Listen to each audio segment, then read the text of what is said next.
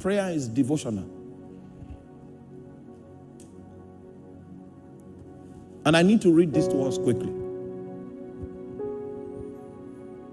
Devotion is a frame of indebtedness found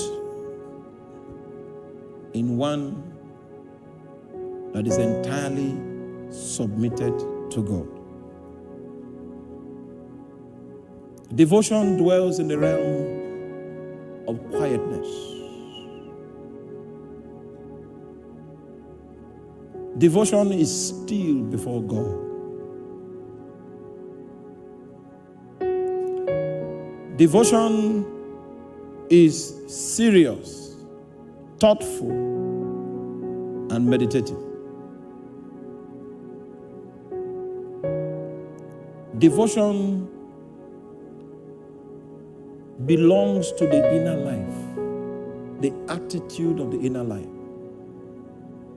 the configuration of a heart that is in desperate realities of what the Bible calls the secret place.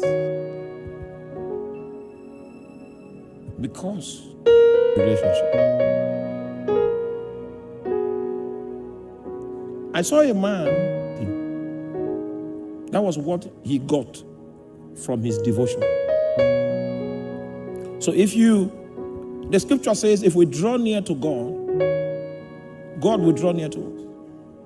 So that attitude of intentionally drawing near to God with the hope that you will not have a relationship with Him, with the hope that one day He too will draw near to you and a relationship will begin. That's the heart of devotion. It is quiet. It is intelligent. It is deliberate. It seeks relationship. When He makes an attempt to contact your spirit, that attitude is already there to be able to understand His language when He shows up. Many of us know how to fly, but we don't know how to catch prey. We don't know how to receive the word of the Lord in our spirit. That's where the masters are separated from the young men. It's in the so there's a devotional aspect. And the question I have for you today is, how well have you trained your heart to discern the movements of God? This devotional aspect, your capacity to understand the language of God's movements. Because when God begins to move, He's talking. But your heart may not even sense that God is moving. Your heart may not even sense, may not even discern what God is saying by the movements that He sustains within your spirit man. It is that conscious and that deliberate attitude of devotion that will give you the ability to understand the language by which the Spirit of God communicates.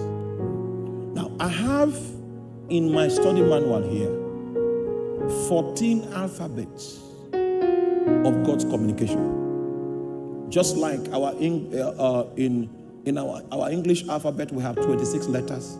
The one I found so far, my own has 14. These are organic alphabets. They are experiential alphabets. Oh, you are not with me. Let me introduce a scripture quickly.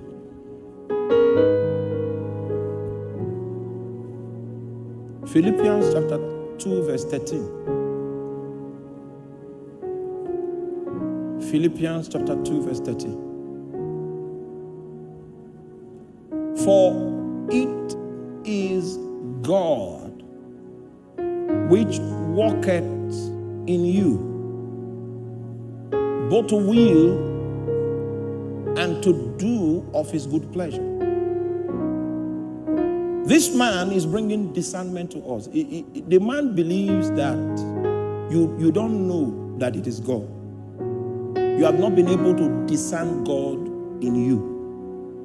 So he's trying to help you discern God in your temple. You are not with me. You know, I will not give you more than you can take. So I'm still, we have people online. They will not pay for your. He says, it is God that walks within you. How many of you can detect God when he's walking inside of you? If you cannot, it means that you have not built an intentional life of devotion to God. So whereas you can generate a lot of spirit power, and God begins to move inside your spirit, you cannot detect it. So I've seen believers that know how to generate spirit power, but they don't have detection skills. So this man is saying, it is God that walketh in you. And there are two things he does when he walks within you. The first thing is that he begins to flood your heart with his own desires. That's what the King James. Can we change it to NIV? That's what the King James says. Both to will. No. NIV. There's one translation that says, he shares his desires with you. Look for that translation. That's how you will know what message to preach.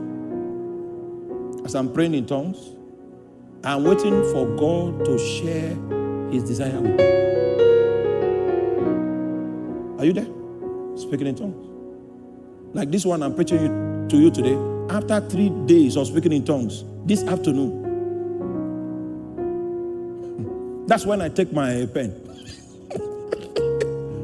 Because I was able to hack into his desires.